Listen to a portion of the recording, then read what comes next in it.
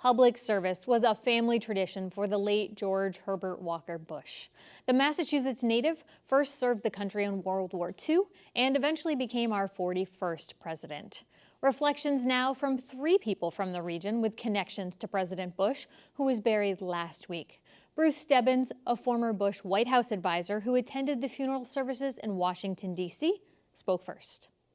I saw a celebration of a really incredible man, dedicated public servant. It was great to reconnect with colleagues who I served in the White House with, as well as see some international leadership that was there. I had the chance to shake hands with Vice President Biden, and as the procession was leaving, I noticed Lech Walesa, Poland in the crowd. I mean, it was that kind of star-studded lineup that were turning out to pay their respects. Bipartisan in nature as well. Very bipartisan. Which is a lot of what we heard about in the last week, the nature of this president to work, which is sort of uncommon in politics today, right, on both sides of the aisle.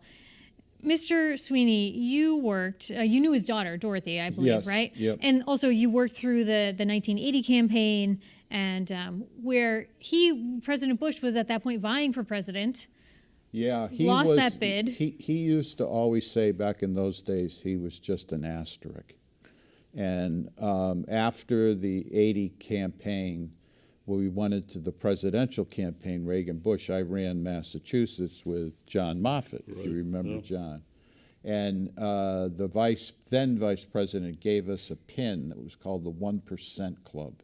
What was that meant to Well, recognize? it was a pin, little, and anywhere you went in Washington, if he saw that 1%, he knew who you were, and you were with the campaign before he was anything. As Jim Baker said when he was memorializing the former president, Bush, a year before the 1980 presidential primary, was less than 1%. So we went a long way, and he didn't win, but Reagan took him as his vice president. So from that point on, I was asked to run the Reagan-Bush campaign in Massachusetts, and we won. Governor Reagan won by 2,000 votes in Massachusetts.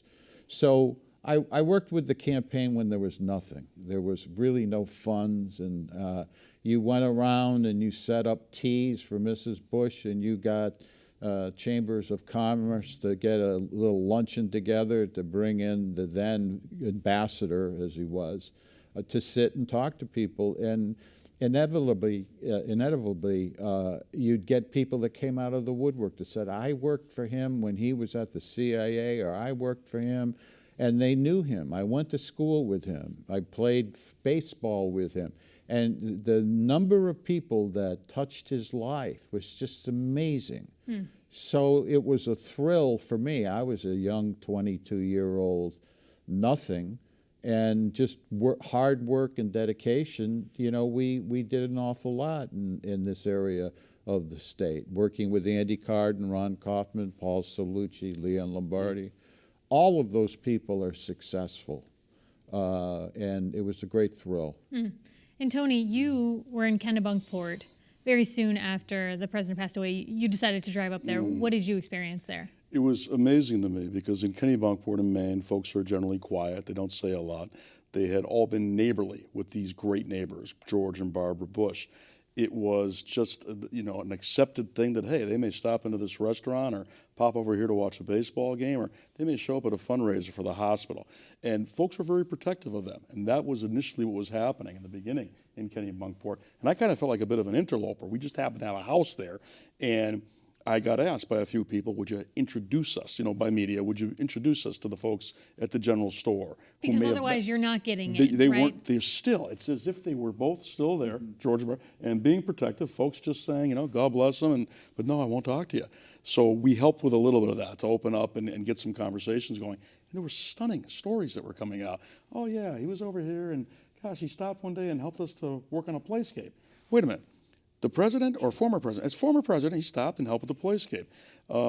He just would do things like that, apparently. And there's a photograph that Bruce reminded me of. You have one that's similar to one that we have of Barbara Bush on the beach right there where we are and all, with her walker with these balloon tires on the beach, walking along. She's got 3 or 4 dogs with her, Secret Service at a distance, and people are stopping, and she's just signing autographs, saying, hey, taking photographs. That's what was happening with them up there. That's how they were. It was as if they were just your neighbor around the corner. It was amazing how, and yet, the other piece, if you go to a few spots there and you see the pictures on the wall, here's George Bush in a polo shirt stopping by with his buddy Bill Clinton. Yep. Here he is stopping in with Gorbachev. Hey, and you're hearing from people as we're getting these interviews, yeah, gosh, he just stopped in one day and he was with Mikhail Gorbachev. And he brought him here for coffee. Yep. You're kidding. Wow. That's amazing. One of the people who eulogized him at his funeral was the former Prime Minister of Canada, Brian Mulroney. And certainly they served in office at the same time, but what I didn't realize is that every Labor Day weekend, kind of after they both left office, they'd get together in Maine. So to your point, that international leader who was visiting Kennebunkport at the invite of the president. And you know, I had a chance to be up there a couple of times with him, and you'd get a call and they'd say, Bruce, a neighbor wants to drop off a pot of lobster stew for the Bushes. Could you come pick it up, check it out, and bring it over? But to Tony's point, it was just that close relationship they had with the neighbors and families of Kennebunkport that I think was so special. Yeah. I think the thing about the Bushes is while they were born into what most people would say is a privileged family, they did not think that way. You know, Bruce and I were talking about this earlier. George Bush didn't go into the family business, which was Brown Brothers and Harriman on Wall Street. He went to West Texas and wildcatted an oil rig. So he didn't fit the mold that he was born into, nor did Barbara, whose father was the editor of Time magazine. They both came from privileged families, but they didn't live their life that way. And I think the New York Times reported, I think, that when they were in Texas, they lived in a duplex with 2 daughters who lived on the other side and maybe had a questionable profession that you wouldn't necessarily ascribe to someone who a neighbor of a president. Right. Yeah, some different perspectives there. I heard you say somewhere along the line in one of the interviews that has followed since the president passed away that he really impacted your life for the long term. In what way? Yes. I mean, he took me places in Massachusetts and Connecticut with people that my head was spinning. I can't believe I had lunch with this person and that person. And I finally realized what an honorable profession to go into public service. So I did. I went to Washington with the Reagan and Bush team, and I ended up at HUD. The Housing and Urban Development Department. Correct. Yes. I was an aide to Secretary Pierce, and then later I was the chief of staff to the undersecretary, and it gave me a different perspective of Washington and what the world is. And there's really two United States. One in the Beltway and the other one outside of the Beltway. And if you're in the Beltway, you know what I mean by that. And if you're outside of the Beltway, you don't care about anybody that lives inside the Beltway. But he gave me the opportunity to see a world of which I never would have known before. Here, the two of us are from East Longmeadow. And I'm standing there at the White House. I can't believe this. So I dedicated myself to working in government, and I recently retired a few years ago.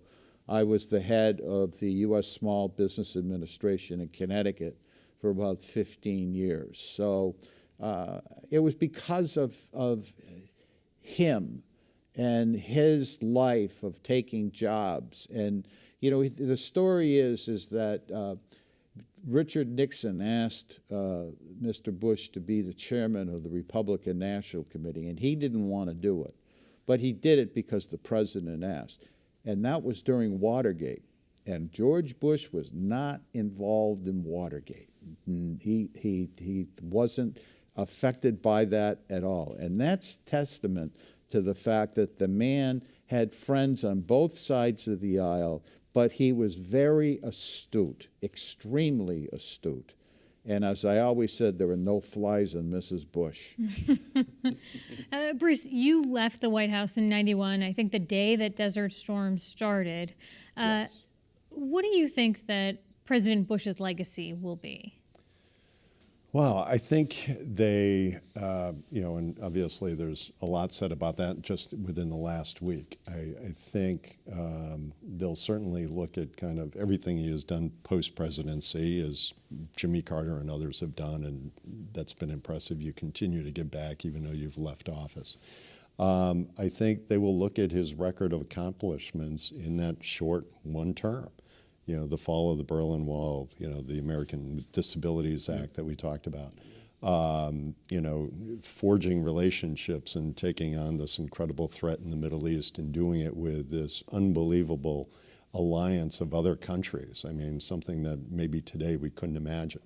And I think it's that leadership, and I think it is also that ability to work across both sides of the aisle.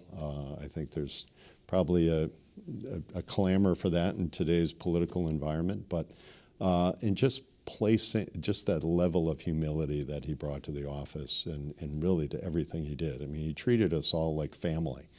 And, to go back now and to see people who, over the weekend that, I hadn't seen in 25 or 30 years, and you just all share that similar bond. So he's a big family man. He made all of us feel like we were a part of his family, and for me, that's a great legacy to be left with.